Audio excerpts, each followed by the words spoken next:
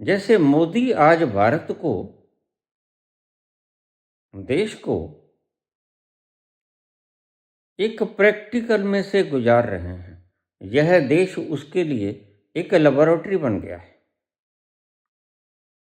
यह देश के ऊपर वो अपना प्रयोग कर रहे हैं। अगर तो यह कामयाब हो जाता तो मोदी है तो मुमकिन हो जाता, लेकिन दुर्भाग्य फेल हो गया। इस देश में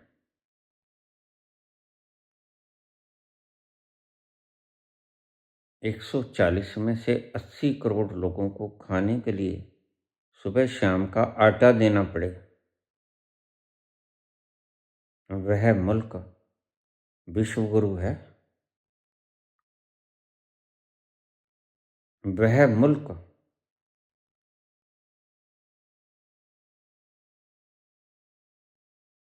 क्या प्रॉस्परस हो गया है, विकसित हो गया है। और देखिए, जब मोदी अपने नाम पर इलेक्शन लड़ता है तो बहुत से लोग यहां नकलची बन रहे हैं। वो कहते हैं हमें काम करने की जरूरत है। सब मूर्ख भर्ती कर रही हैं, अपराधी। पूछो इनकी क्वालिफिकेशन, जैसे जेलों में क्वालिफिकेशन पूछी जाती है। जेलों में अगर तुम चोरी के दोष में भीतर चले गए तो आप भीतर भी पिटोगे। वहां 10-10 कत्ल करने वाले बैठे हैं, आपको खूब पीटेंगे। अरे उल्लू के पट्टे, सिर्फ चोरी करके आ गया, कोई 10-5 कत्ल करके आने थे तो हम आपके पांव पूछते हैं।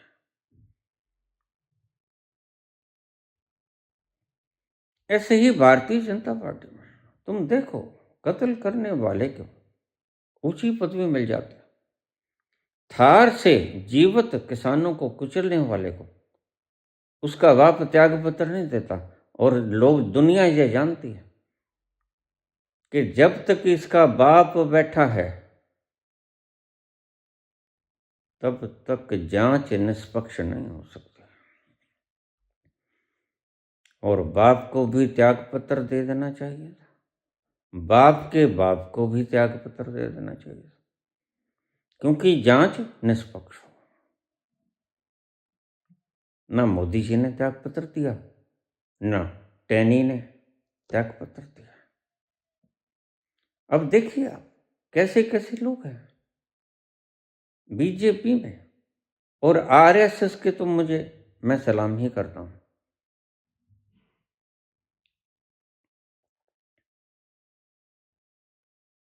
पूछो जरा,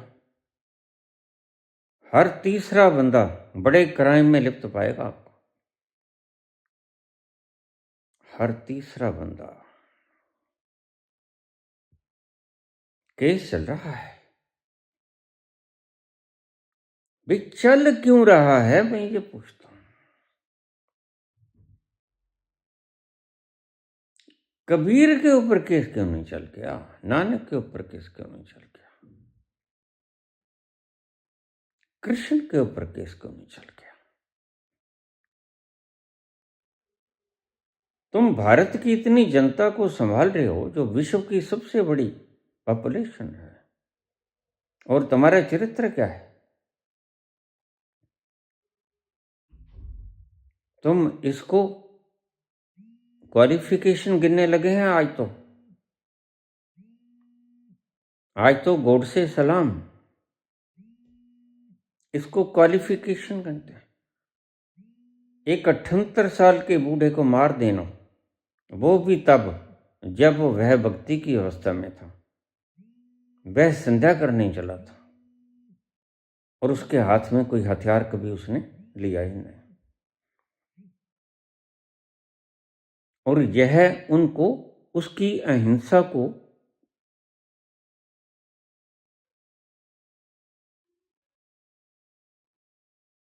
प्रताड़ित करते हैं। तो मैंने कहता हूं कि जो सावरकर ने 2 कत्ल कर दिए, फिर उसका हश्र क्या हुआ। देश को एक नेतृत्व से हीन ही तो होना पड़ा ना। तो 50 साल की जेल कर दी अंग्रेजों ने। फिर गोपाल कृष्ण गोखले ने गांधी को बुलाया, अब तुम आओ, यहां लीडर कोई नहीं है और लीडर की तो आवश्यकता सदा ही होती है। बिना लीडर के फौज क्या करेगी? फिर गांधी आए, फिर उन्होंने मुहिम चलाया। आज क्वालिफिकेशन बन गई है, जो जितना बड़ा क्राइम करेगा होड़ लगी है। आप गालियां निकालो, आप लोया को मार दो और बाकी लोगों को डर दिखाओ, क्या बात भी आप नहीं मरोगे? डर आपको नहीं लगता मरने से? क्या तुम पहुंच गए हो? एक ही व्यक्ति को डर नहीं लगता, जो उस तल को छू लेता है जहां जान के वह डर से मुक्त हो जाता है। क्या जानता है वो कि जो मरता है वो मैं नहीं। यह एक सत्य है, यह विचार नहीं। यह कोई विचार माना हुआ विचार नहीं है, थोपा हुआ विचार नहीं है किसी का। उसने कोई आइकॉन नहीं किसी से सीख लिया है, उसने खुद जाके देखा है। मैं ना मरूं मरे संसारा, मोहे मिला जिलावन हारा।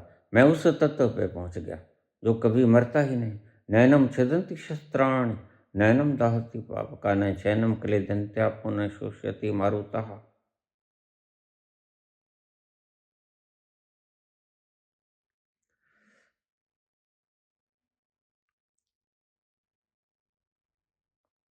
आप उनको पदवी ऊंची दे देते हो जो ज्यादा बदमाश हैं।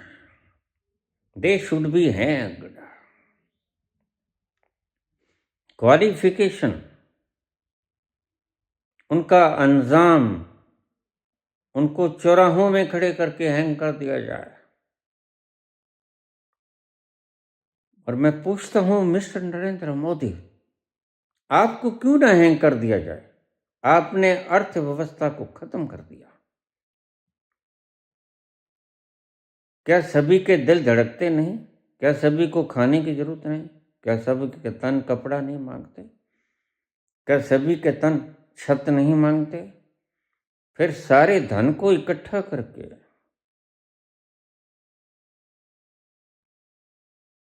जीएसटी को एक ही आदमी की जेब में ठूंसे जाना, हम जानते हैं आपका सिर है उसके साथ।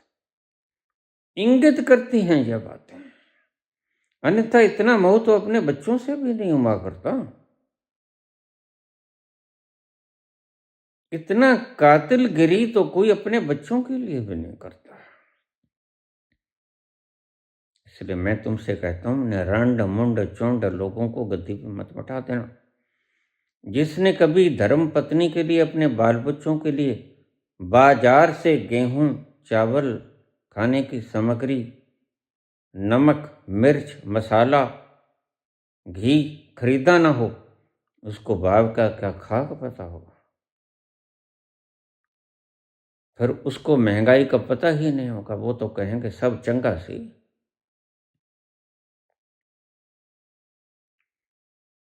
महंगाई का उसे पता चलता है जिसको बच्चों के पेट भरने के लिए शाम को आटा चाहिए, और भी हजार चीजें चाहिए। क्या नहीं चाहिए तुम्हें? ये कुछ चुनिंदा व्यक्तियों को चाहिए? क्या भीतर की प्रोसेसिंग परमात्मा ने कुछ चुनिंदा व्यक्तियों की चलाई है? नहीं, सभी व्यक्तियों की प्रोसेसिंग सेम है। तो फिर बाहर का धन कुछ चुनिंदा व्यक्तियों को क्यों बांटा जाए? जब भीतर की प्रोसेसिंग, सबका हार्ट धड़कता है, सबका जिगर उतने ही हार्मोन्स पैदा करता है, सबका स्टमक और सबके सारे अंग उतना ही डाइजेस्टिव एंजाइम्स पैदा करते हैं। भीतर की लार्ज और small intestines same same length की हैं। जब परमात्मा ने कोई आपसे भेद नहीं किया, तो तुम सबका इकट्ठा करके एक आदमी को क्यों दे रहे हो? क्या विशेषता है उसमें?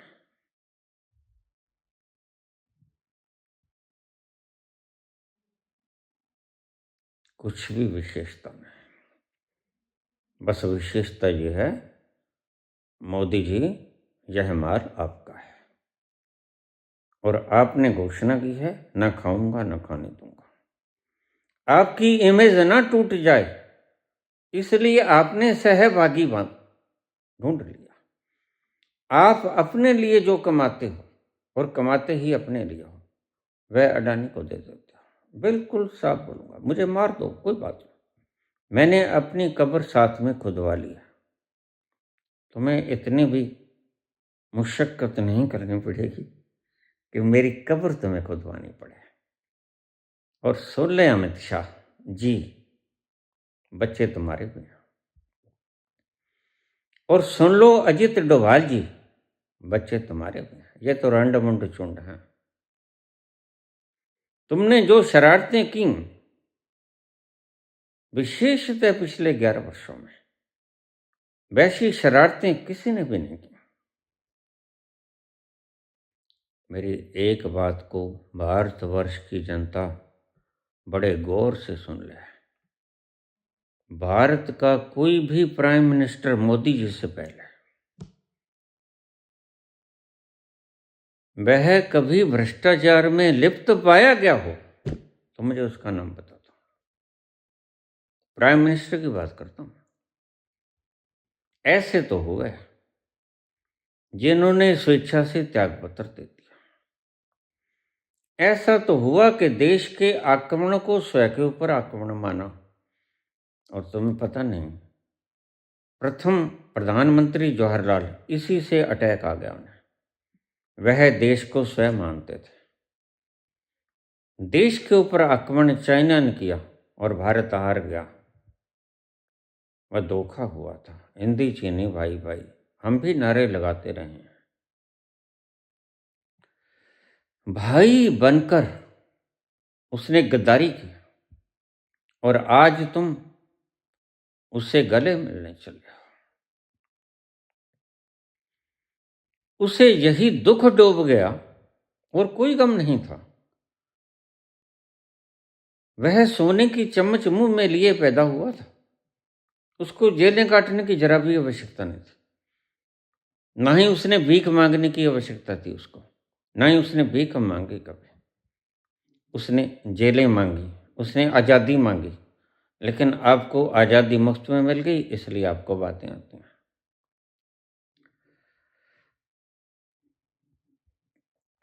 भारत का कोई भी प्राइम मिनिस्टर किसी भी, खास तौर से कांग्रेसी कहता हूं मैं, कांग्रेसी छोड़ो, बाकी भी सभी ईमानदार हुए हैं।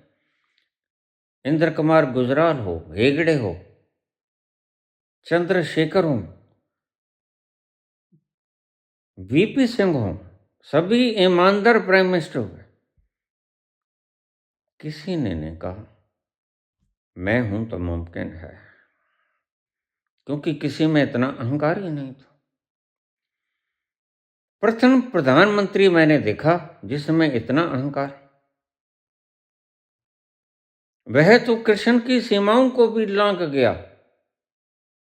कृष्ण की सीमाएं सत्य हैं और मोदी की सीमाएं झूठी हैं। कृष्ण कहता है तुम मेरी शरण में आ जाओ। सर्वधर्मान् परित्यज्य मामेकं शरणं व्रज अहम त्वां सर्व पापेभ्यो मोक्षयिष्यामि मा शुचि। और मोदी जी कहते हैं मैं मुमकिन है। क्या बात,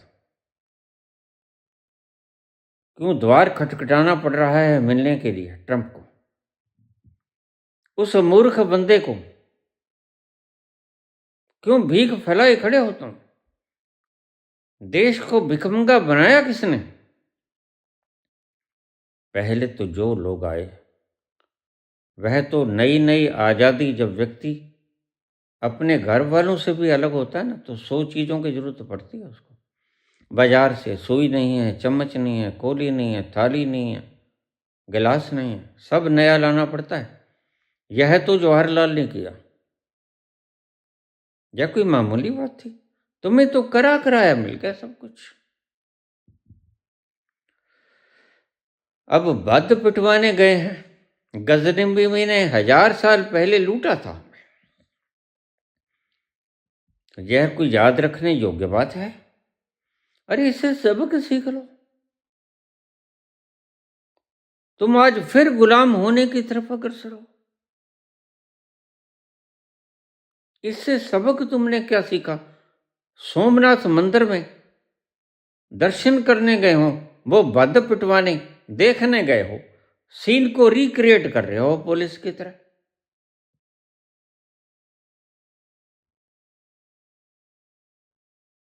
कि फिर देखें कैसे आया था, कैसे हम कंपे, कैसे वो 50,000 लोगों की गर्दनें उड़ा के और हमारी मूर्तियों को, जिसे हम भगवान कहते थे,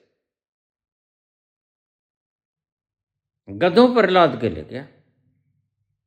यह जो सोना आज विदेशों में है, यह इन्हीं गजनवियों के द्वारा लूटा गया, या उसके बाद में जो गजनवी आए उन्होंने स्विस बैंक वगैरह में जो रखा, वो सभी कुछ वही माल है हिंदुस्तान का। तुम्हें जानकर बड़ा दुख होगा। और हम करें भी क्या? मुझसे लोग पूछ लेते हैं, एक व्यक्ति ने पूछा मेरे ही वक्त में, हैरानी की बात है, त्रिकालदर्शी व्यक्ति कैसे हार जाता है शेरों में? ये तो बिल्कुल साफ बात है, त्रिकालदर्शी व्यक्ति को जुआ खेलना ही नहीं चाहिए, क्योंकि न जाने कब पिनक रख जाएगी उसकी और मार्केट अप डाउन हो जाएगी। गया काम से।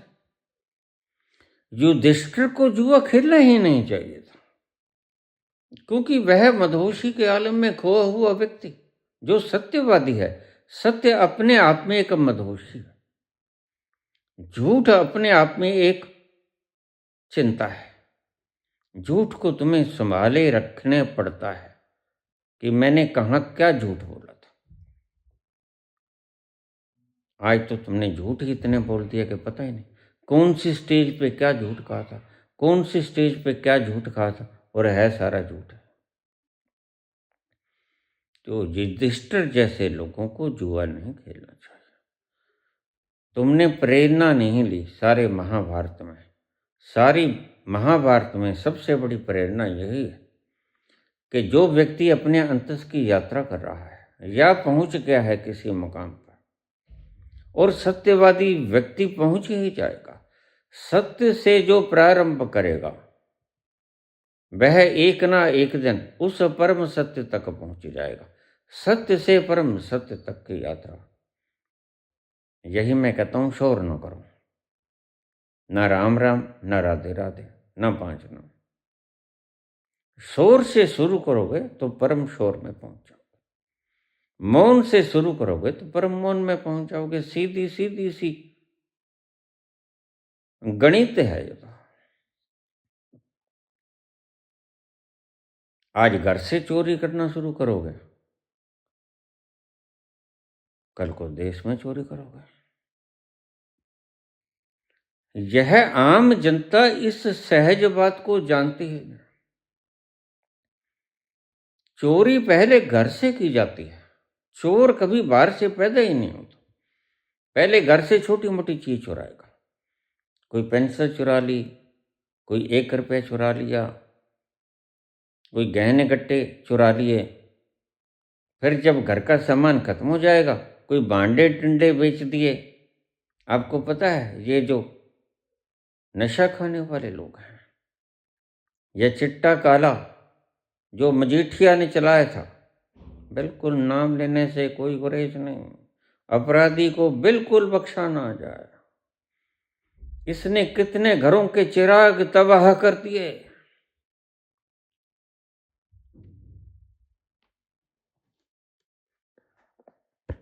जिसके बच्चे इंजेक्शन लगाते लगाते गिर पड़े।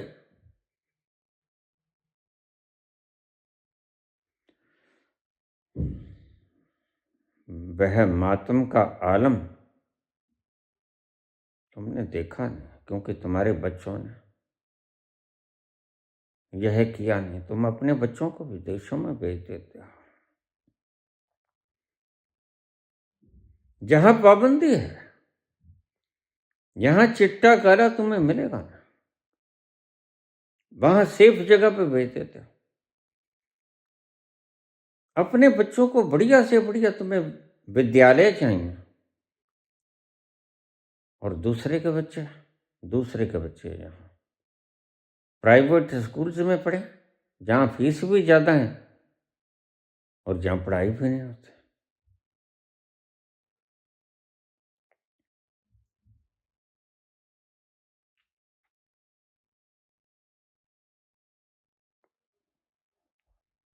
भारत विश्व गुरु आज भी बन सकता है। कैसे? इन लोगों ने जो फेकनेस फैलाया है उसको उखाड़ फेंको। किसी ईमानदार व्यक्ति पे भरोसा करके देखो। जवाहरलाल पे तुमने भरोसा किया, वो मर गए, तुमने तो नहीं हटाया उसे। कोई व्यक्ति था जिसने कहा वोट चोर गद्दी छोड़? नहीं, वह देश प्रेमी था। देश पर जैसे जुल्म हुआ, हम चीन का मुकाबला न कर सके, वो होशियार निकला। गद्दार हमेशा होशियार होते हैं। बर्फ में लड़ने का अभ्यास हमें नहीं था, जबकि अभ्यास चाइना कर रहा था। हमने कहा चलो दोस्त है, कोई बात नहीं। उसने गद्दारी कर दी तो हारना स्वाभाविक था, लेकिन यही गम जवाहरलाल को मार गया। वो तुम्हें शायद यह पता ना होगा, मैं बखूबी जानता हूं। जवाहरलाल इसी गम में मरे कि हाय मैंने धोखा खाया। जवाहरलाल संत प्रवृत्ति के व्यक्ति थे। वह सिगरेट पीते थे, यह वह एडवीना के साथ सोते थे। इससे कोई संत असंत नहीं हो जाता। लेकिन तुम तो बाहर के कृत्यों को देखते हो। तुमने तो गांधी को भी नहीं बख्शा, वह तो अपनी पोतियों के साथ नग्न सोता है। अगर तुम्हें इतना दिमाग नहीं है तो मत बोला करो।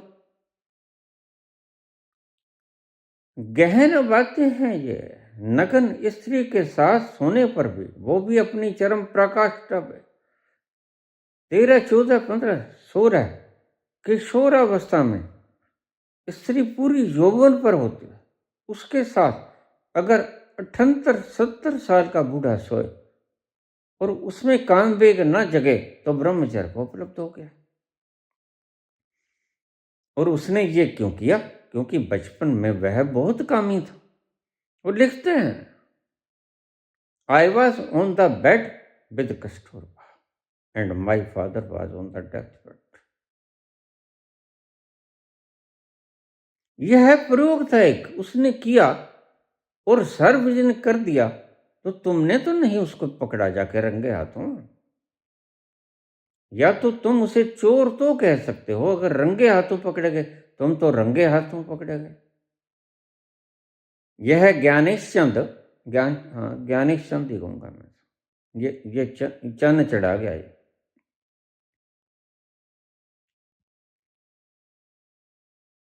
क्योंकि यह मोटा भाई के साथ रहा है ना।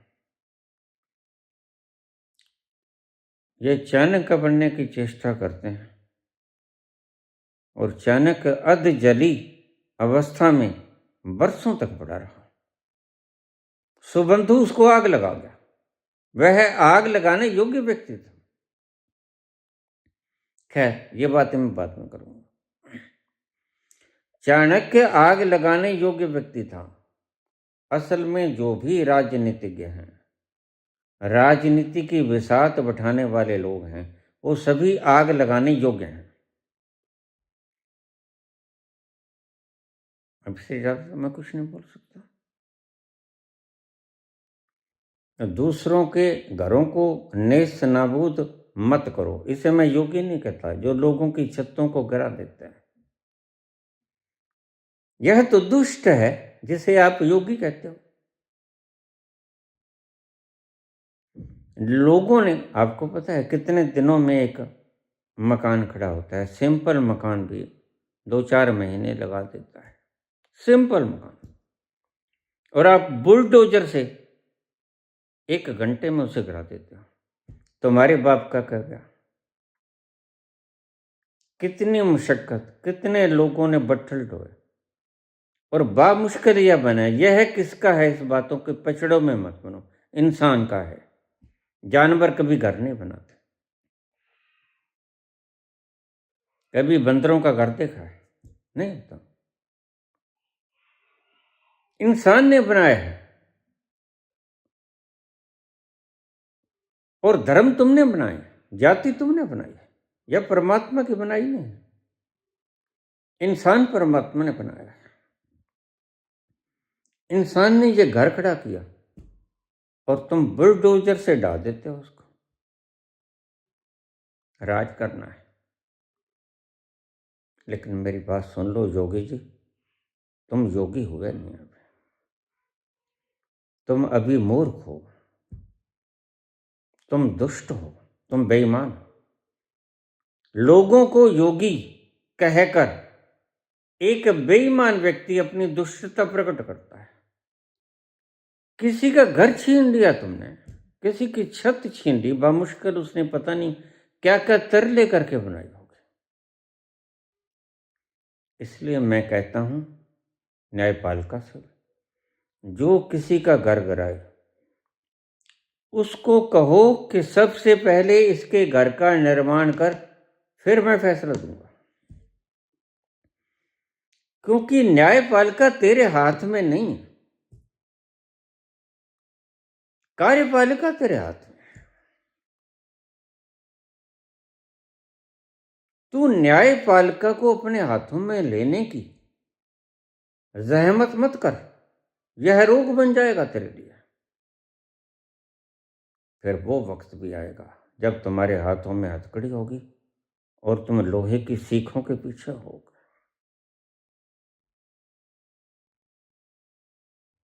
जिसका काम उसी को साजे और करे तो ठेंगा बाज। फिर न्यायपालिका भाई किस लिए बनाई हमने? फिर तुम ही कर लेते न्याय। वो वक्त चले गए जब राजा भी होता था और न्याय भी वही करता था।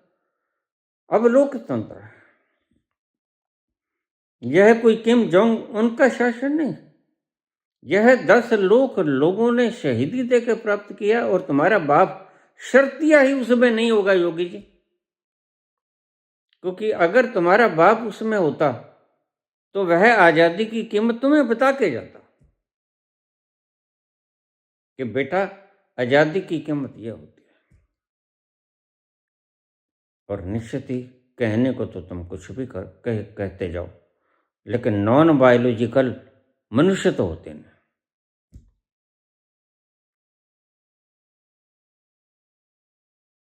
नॉन बायोलॉजिकल कोई भी नहीं होता।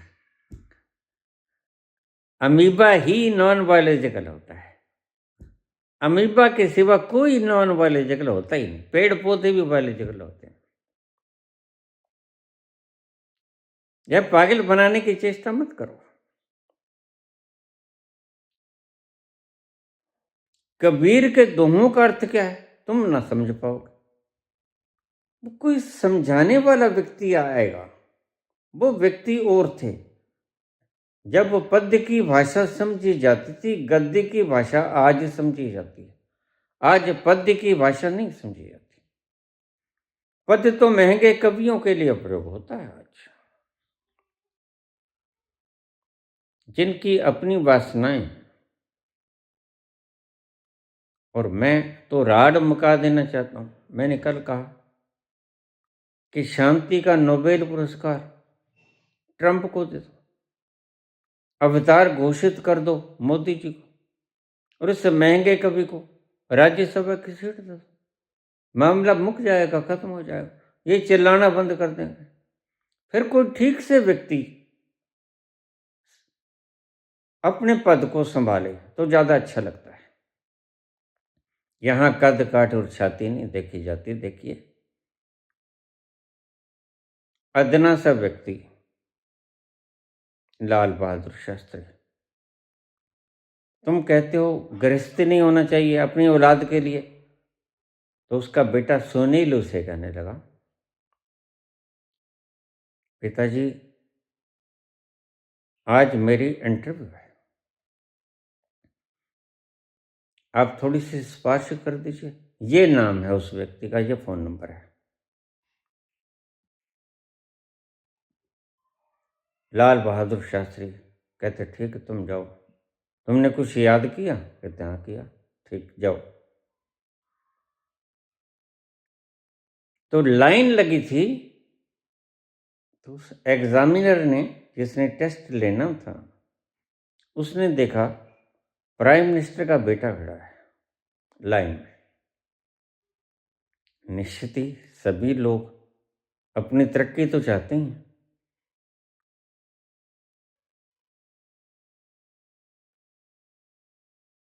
मैं कैसे चीफ मिनिस्टर बन जाऊं,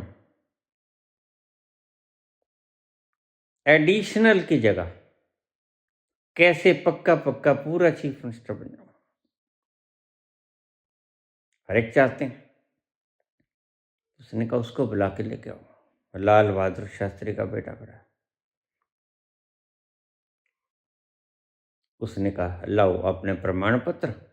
बिना देखे उसने, जैसे मोदी जी देखते हैं, साइन कर दिए, यू आर सिलेक्टेड, ओके, चला गया।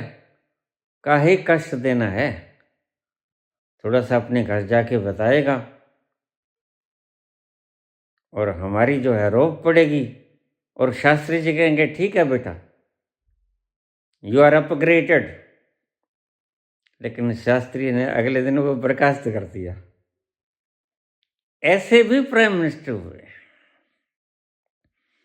जब सारी बात उसके बेटे सुनील ने जाके बताई कि पिताजी मैं तो चुना गया, मैं तो लाइन में खड़ा था और उसने मुझे बुलाया और मुझसे सर्टिफिकेट लिए, कोई ज़्यादा देखा भी नहीं, बस साइन कर दिया, ठीक, यू आर सिलेक्टेड। तो आपने फ़ोन किया? कहते नहीं, मैंने तो कोई फ़ोन तो नहीं किया। ठीक है, कोई बात नहीं, तुम जाओ। तो उसने बाद में बुलाया उस व्यक्ति को, उसको कहा तुमने ऐसा किया? हाँ जी किया, आपका पुत्र था। तो मेरा पुत्र अगर पागल हो फिर? शास्त्री जी के शब्द, मेरा पुत्र अगर पागल हो फिर, डीमेरिट हो फिर,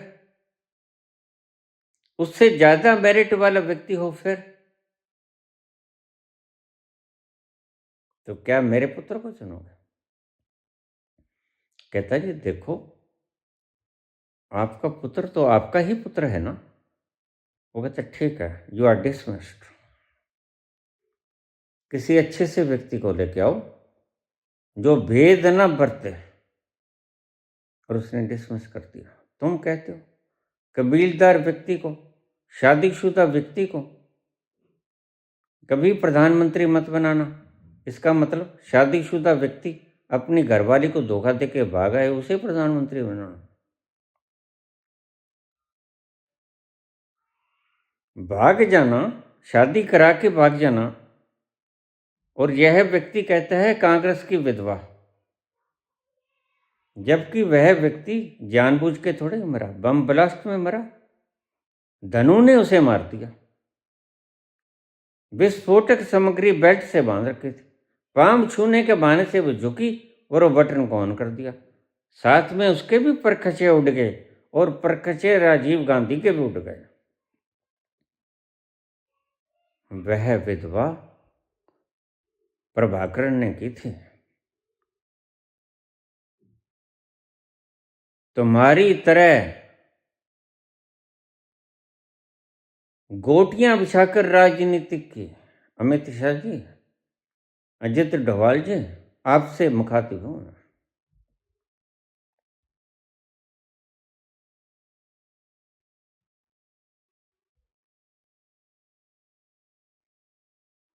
वह जानबूझकर विधवा नहीं हुई थी। और तुम कहते हो कांग्रेस की विधवा। सही मायने में अगर तुम्हारे भीतर आत्मा होती ना मोदी जी, तो तुम खुद ही त्याग पत्र दे देते। लेकिन मुझे पता है तुम ढीठ हो। अब जनता न्याय करेगी। अब शेरों की जमात को शीप, कल ठीक बोला अजित डोभाल, शीप नेतृत्व करने में लग गई और शीप को हौसला दिया अजित डोभाल ने कि नहीं, तुम शेर हो, तुम शेर हो, तुम शेर हो। और इसकी विविशा ग्रंथि ने मान लिया कि हाँ मैं शेर हूं, लेकिन मानने से शीप कभी शेर नहीं होती। तो मैंने वो दृश्य दिखाया था तुम्हें कि जिस शीप के झुंड को, फौज को शेर नेतृत्व दे रहा था, उस शेर को तो बाकी शेरों ने खा लिया और सारी शीपों को भी हड़प गए। यह परिणाम कल तुम्हारे सामने आने वाला है, क्योंकि तुमने इस मुल्क को धोखा बहुत दिया है। सभी संतों ने कहा सत्य जरूरी है और तुमने कहा झूठ जरूरी है। इतनी ऊंची पदवी से ज्यादा जनता तुम्हें और कुछ दे भी नहीं सकती।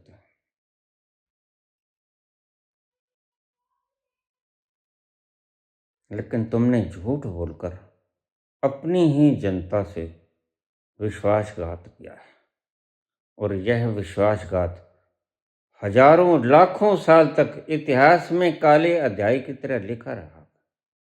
देखो, मैं जानता था मोदी जी की गपोड़पंथी 11 साल से विविशा ग्रंथियों को इतना प्रभावित कर गई है, जब मैं कहूंगा कि मैं 25 करोड़ दे सकता हूं तो कोई नहीं मानेगा।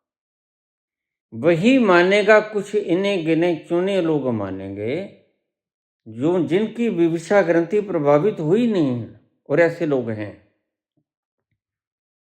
लेकिन थोड़ी सी मात्रा में, क्योंकि उस तल को छुआ ही नहीं। तो कैसे कोई समझ सकता है कि पारसमणि भी होती है? जबकि मैं जब बोल रहा था अपनी बायोग्राफी को, मुझे तब सपने में भी ख्याल नहीं था कि कल को मुझे कुछ राजनीति पे भी बोलना पड़ेगा। तब मैंने अपनी आत्मकथा दोहराई जा रहा था और आत्मकथा में यह प्रसंग आ गया कि मुझे संत मिले, उनके हाथ में पारस था, कंस्ट्रक्शन चल रही थी मानस भवन सत्संग की, और उन्होंने लोहे को सोना बना दिया और हमने परीक्षा कराई, कहते सोना है। लेकिन आज वो बात, all the events are predetermined, destined. Coming events cast their shadows before. यह शेडोज को पहले ही गिरा दिया गया। उसकी विधना बड़ी निराली है।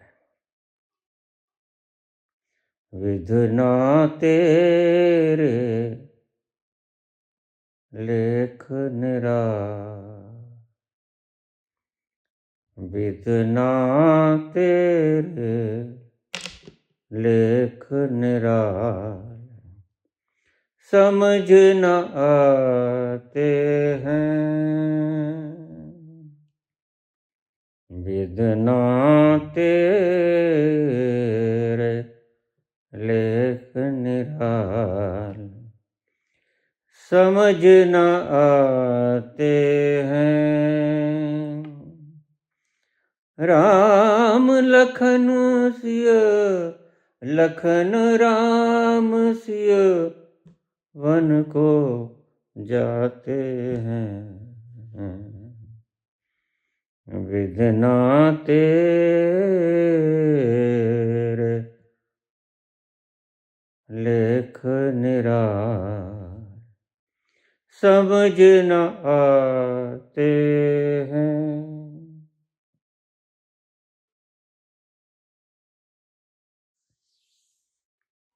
धन्यवाद।